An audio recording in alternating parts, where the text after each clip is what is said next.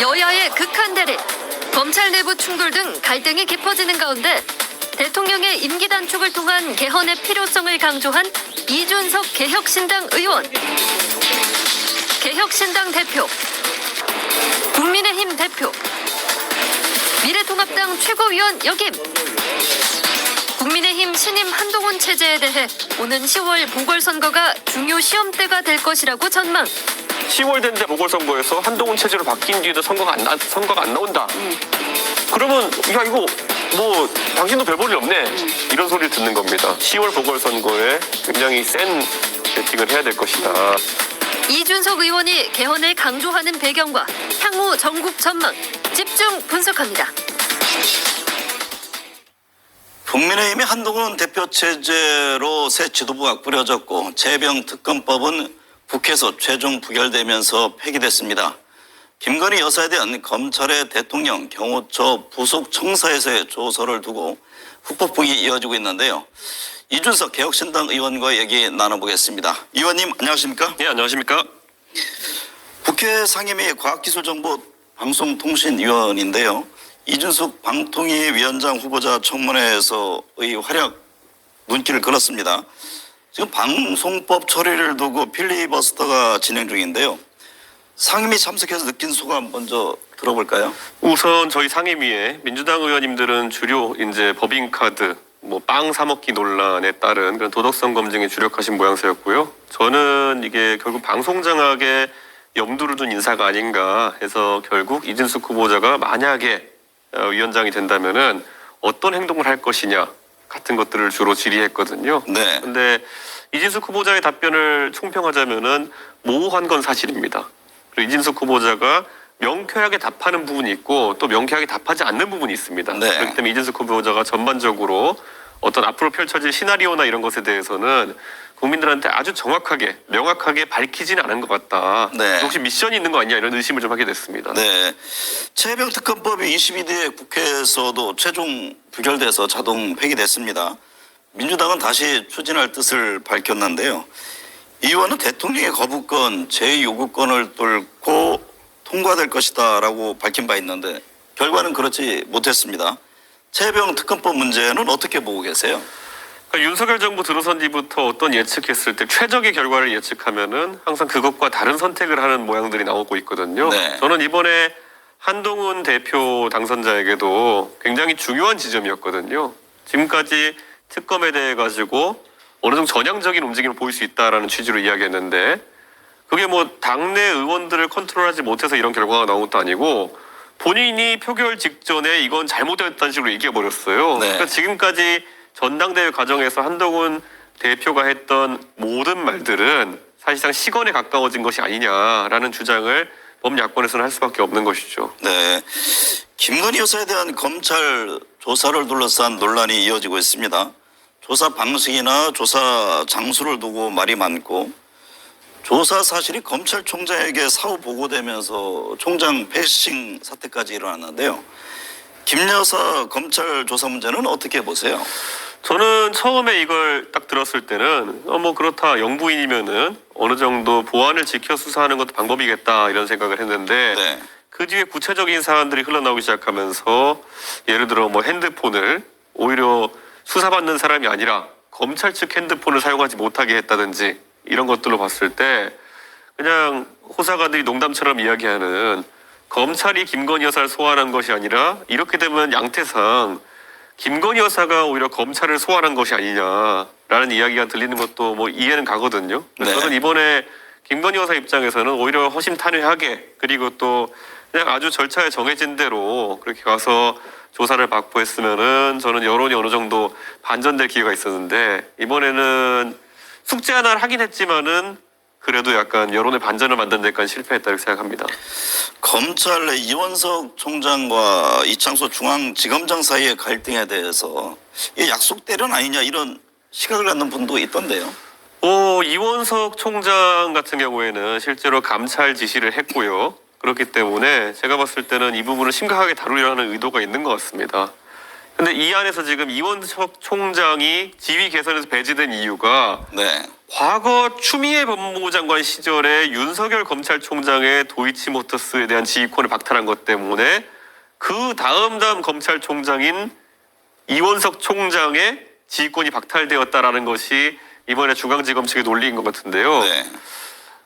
뭐 굳이 따지자면 말 되는 것 같기도 한데요. 우리 국민들이 가장 싫어하는 게 법조인들끼리 이제 자꾸 하나 가지고 서로 이런 거 다투는 이런 거거든요. 저는 지금 이거는 어떤 상황에서도 이 검찰총장의 지휘권을 복원시키지 않았던, 지금까지 복원시키지 않았던 절차적인 문제도 있는 것이고, 네. 두 번째로는 이런 어떤 말단의 규정을 가지고 이런 패싱을 했다는 것 자체가 길이길이 검찰 조직 내에서 갈등 요소로 남을 것 같습니다.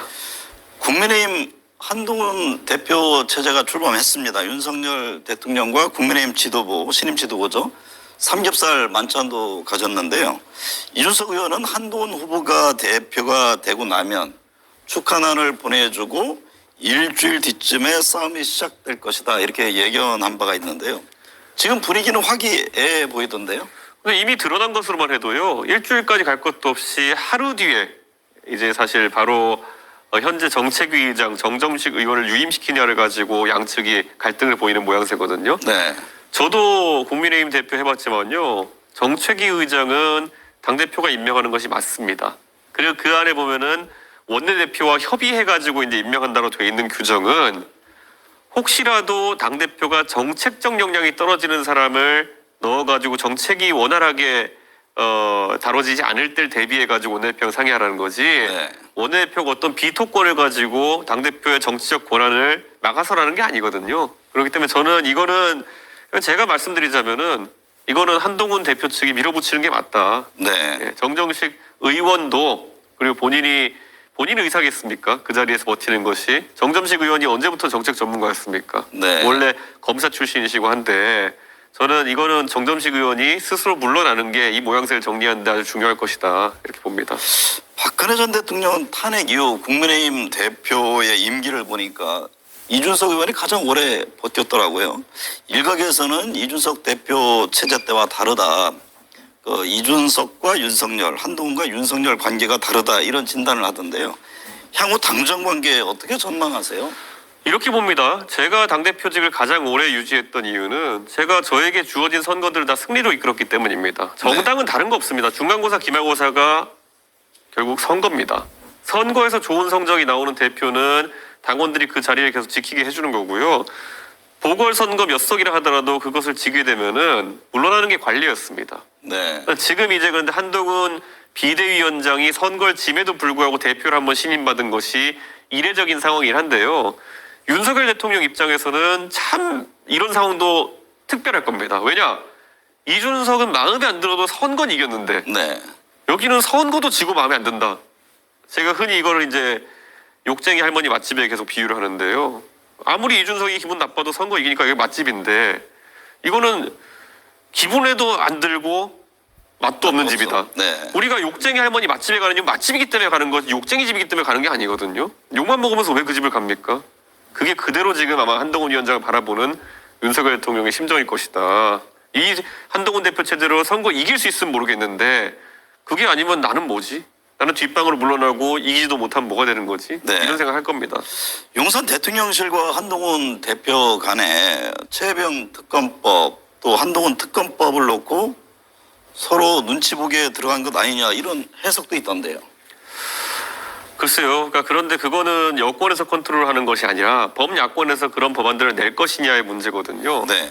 그리고 한동훈 대표에 대한 특검이 진행된다면 저는 지금까지 누차 이게 성립되기 어려운 수사하기 어려운 사안이다라고 얘기했는데요. 뭐 딸의 무슨 그 대학 입시 비리라든지 이런 걸 캐겠다는 게 조국 혁신당의 생각인 것 같은데 저는 말도 안 된다고 생각하고요. 그런데 전당대회 과정을 거치면서 갑자기 댓글팀 파문이 터지고 그다음에 이것이 한동훈 후보 측에서 해명하는 과정에서 어쨌든 여론 형성을 하는 팀 같은 게 있었다는 것 정도는 확인이 된 상태예요. 네. 네, 그게 장해찬 전 최고위원의 증언으로 이제 확인된 상태인데 그러다 보니까 특검이 저는 할 수도 있다는 생각이 이제 들거든요. 네. 근데 여기서 문제는 자, 지금까지 대통령께서 거부권을 쓰실 때는 형식은 이래요. 당에서 대통령에게 이 특검은 안 좋은 특검이니까 당에서 대통령에게 거부권을 써주십사라고 제안하는 모양새예요. 그럼 대통령이 알겠습니다. 제가 거부권 쓰겠습니다. 이런 모양새거든요. 근데 한동훈 특검은 그게 성립이 안 돼요. 네. 한동훈 대표도 법률가인데 본인에 대한 사안을 가지고 자기는 당대표인데 대통령에게 당에서 생각하기 이 특검은 안 됩니다. 그러면 자기 머리 깎는 거거든요. 그러니까 저는 이거는 좀 약간 다른 양상의 특검이 될 거다. 그래서 좀 당황스러운 상황이긴 하지만은 한동훈 특검만 통과되는 상황도 나오는 거 아니냐. 네. 이런 호사가들의 얘기가 나오고 있습니다. 만에 하나 한동훈 특검법이 발의가 된다면 이 대표는 어떤 입장을 취할 계획이세요? 저는 우선 특검법이 아직 서관이 안 됐기 때문에 네. 뭐 조국 혁신당 측과는 가끔 얘기를 합니다만은 지금까지 내용이 좀 부실했던 게 사실입니다. 네. 왜냐 조국 대표는 지금까지 자식 수사나 이런 거 연주에 대해서 부정적인 입장을 밝히신 적이 몇 번 있는데 거꾸로 한동훈 대표의 딸에 대해 가지고 수사해야 된다 뭐 이런 것들이 제가 봤을 땐 논리적으로 안 맞는다 생각해서 제가 몇 번 공개적으로 지적한 적이 있거든요. 근데 만약에 이게 그걸 넘어가지고 법무부 장관 시절에 여론 조성팀 또는 여론 뭐 이런 다루는 팀을 운영했다 이런 거 그리고 거기에 네. 만약에 장해찬 전 최고의 증언처럼 공무원이 혹시 참여했을 가능성이 있다. 그러면 이거는 심각한 의혹으로 격상되는 것이죠. 네. 이 의원은 한동훈 대표에 대해서 10월 위기설을 예고한 바 있습니다. 10월에 있을 보궐선거 결과에 따라 입지가 달라질 것이다라는 전망인데요. 반대로 성적이 좋으면 한동훈 체제는 더 탄탄해지는 겁니까? 당연하죠. 그 윤석열 대통령의 그런 어떤 실정이라고 해야 될까요? 이런 것을 딛고 한동훈 대표가 미래 권력으로서 새로운 모습을 보여가지고 만약에 선거를 이긴다?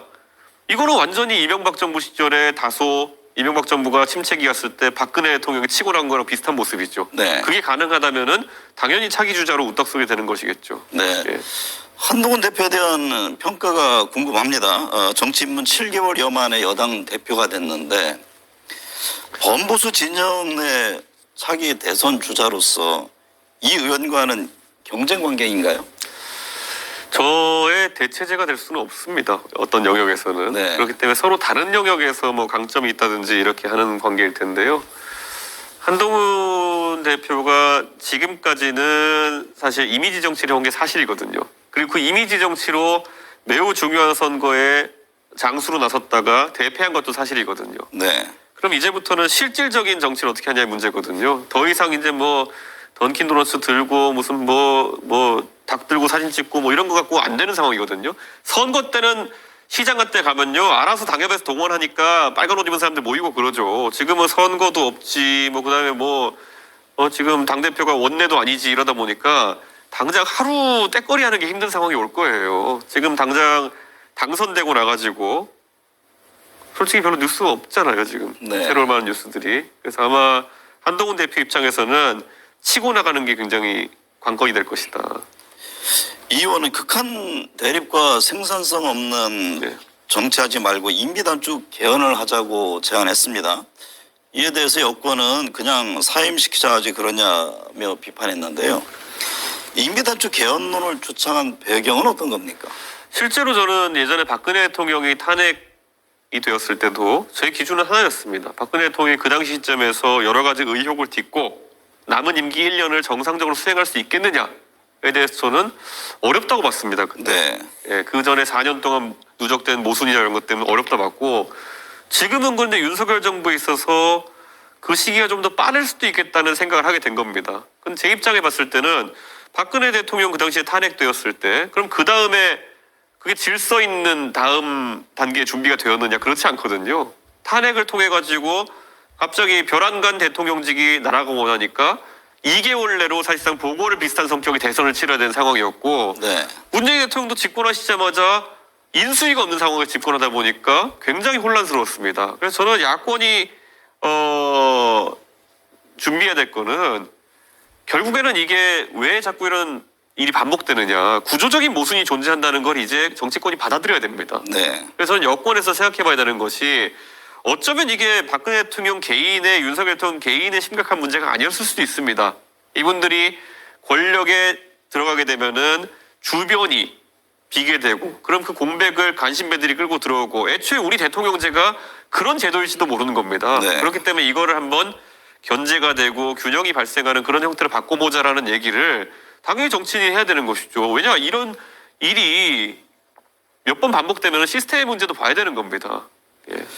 이 의원이 제안한 임기단축 개헌은 결국은 대통령의 결단이 필요한 부분인데 과연 그런 선택이 가능할까요? 저는 이렇게 생각합니다. 87년도를 되돌아보면요. 더 어쩌면 강한 권력을 휘두르려고 했던 전두환 대통령도 네. 결국에는 불가항력이었습니다. 저는 윤석열 대통령은 전두환 대통령처럼 독재를 한 것도 아니고 다만 지금 본인이 대통령직을 해봤을 때 내가 봤을 때는 내 임기를 조금 희생해서라도 다시는 이런 어떤 극한 대립이 반복되지 않도록 내 역할을 해야겠다 그러면요. 저는 저만 해도 윤석열 대통령의 그런 어떤 희생적인 자세에 대해 칭찬할 겁니다. 그거는. 네, 지금까지 그런 결단이 쉽지 않다고 사람들이 생각하는 만큼 네. 그 결단을 하게 되면 대단한 겁니다. 그거는. 네. 예. 최근 집값이 크게 오르고 있습니다. 유승민 전 의원은 집값 급등을 막아내지 못하면 윤 정권은 무너질 수 있다 이런 경고도 했는데요. 세금 정책과 관련해서 정부는 상속세 완화를 내놓은 바 있고 지금 종합부동산세 또 금융투자소득세 세제 정책을 놓고 정치권에서 지금 갑론을박입니다. 부동산 시장이라든가 세금 문제 등 경제를 바라보는 시각이 궁금합니다. 저는 금투세 문제 같은 경우에는 지금 자산소득을 거의 갖기 어려운 네. 그런 젊은 세대에 있어가지고 굉장히 충격으로 다가오는 것이고요. 그러다 보니까 영원히 이 경제적 계급을 뛰어넘지 못하게 하는 그런 세금이 되지 않을까라는 우려가 있습니다. 그렇기 때문에 저는 지금보다도 훨씬 더 점진적 시행의 형태를 취하는 것이 옳다. 저는 이런 생각을 하고요. 세율을 단계별로 조정해 나가면서 올리는 것이 가능할 것이다 이렇게 보고 부동산은 양날의 검이긴 하지만요. 지금 부동산 가액 자체도 문제지만은 네. 더 큰 문제는 결국 빚내서 집 산 젊은 세대가 상당한 레버리지를 끼고 집을 산 상태인데 집값이 내려도 깡통이 되는 것이요. 거기에 더해서 최근에 이자 부담이 거의 2배씩 늘었습니다. 그러다 보니까 가처분 소득이 거의 지금 과거에 비해 가지고 집을 갖고 있는 사람들이 100만 원씩 떨어지고 이런 부분도 있어요. 저는 그렇다고 한다면은 이자율 관리를 오히려 더 잘해야 되는 것이다 지금. 네. 그런 생각, 그게 젊은 세대가 더 중요하게 생각하는 부분이다 이렇게 봅니다. 미국 대선을 바라보는 시각도 궁금한데요. 바이든 대통령이 후보직에서 물러나고 카멜라 해리스 후보가 미국 대선 후보가 돼서 지금 트럼프 전 대통령과 맞붙게 됐는데요. 어떤 점을 주목하고 계세요? 미국 대통령 선거는 어쨌든 간선제이고 주별로 선거인단이 있기 때문에 우리가 보는 것보다는 주별 선거인단 배치가 어떻게 되는지 잘 봐야 됩니다. 그래서 소위 경합주라고 하는 스윙 스테이트라는 곳들 중에서 저는 이제 미국 중부, 중북부 지역에 있는 지금 시카고를 중심으로 일리노이주를 중심으로 해가지고 위스콘신, 그다음에 뭐 미시간 이런 주들, 오하이오 이런 주들의 움직임이 굉장히 중요해진다 이렇게 분석하는데요. 사실 민주당이 아직까지 바이든 대통령의 불출마 선언 이후에 다 결집한 게 아닙니다. 네. 그래서 빌 클린턴 대통령 부부 같은 경우에는 해리스 후보에게 지지를 보내는 모양새지만은 오바마 부부는 어제쯤부터 움직이기 시작했거든요. 네. 근데 아까 말했던 그 주요 경합주, 원래 일리노이 시카고가 오바마 대통령의 본거지입니다. 그렇죠. 그래서 오바마 대통령이 움직였을 때 만약에 그 5대5 연연에 있는 주들이 움직인다면은 해리스 후보가 상당히 지지세를 더 확보할 수 있을 거로 보이고요. 그게 아마 관건일 거로 보이고 저는 아시아계 처음 나오는 아시아계 후보, 그러니까 인도계 후보라는 것도 어떻게 작동할지 봐야 되는데요. 미국에 은근히 인도 출신의 그런 미국인들이 많거든요. 한 500만 명 정도 되는 걸로 추산되고 있는데요. 그 표심이 어떻게 동작할지도 봐야 됩니다. 네. 얼마 전 예능 프로그램에서 집을 공개했습니다. 예. 집에서 요리를 해먹는 뭐 편안한 일상적인 모습으로 시청자들에게 다가갔는데 예. 왜 놀랐다 뭐 이런저런 반응들이 많이 나오대요. 우리 저희 동탄에 연예인들이 많이 이제 온 건 거의 처음일 겁니다. 네. 한두 명씩 이렇게 오고 이랬는데 이번 MBN에서 가보자고라고 이렇게 진행한 예능에서 안정환 선수라든지 아니면 뭐 홍현희 씨 같은 유명한 개그맨이라든지 김가연 씨 뭐 이런 분들 다 이제 와가지고 굉장히 그분들 보고 놀랐어요. 연예인들 보고. 네. 그래서 뭐 그 방송 내용을 보면은 홍현희 씨 같은 경우에도 실물 미모가 대단하신데요. 이렇게 사람들이 놀라기도 하고 이런 것도 있는데 하여튼 동탄 지역의 홍보에 있어가지고 저는 동탄의 국회의원으로서 할 수 있는 역할을 다 할 거고요. 실제 지금도 이 시사방송이지만은 방송 보시는 분 중에 혹시 젊은 부부 아니면 또 자식분들 또 이렇게 살 곳을 찾는 분들 있다면요. 동탄 이신도시 한번 방문해 보시고 판단하시는 것도 좋을 것 같습니다. 네, 역시 지역구 또 자랑 많이 하시네요. 예. 네. 폭우와 폭염으로 여름 나이가 만만치 않은데 정쟁을 이어가는 정치권을 보면 불쾌지수가 더 높아지는 것 같습니다. 새롭게 꾸려지는 여야 새 지도부는 부디 정치 본령인 대화와 타협의 길로 갔으면 합니다. 오늘 함께해 주셔서 감사합니다. 예, 감사합니다.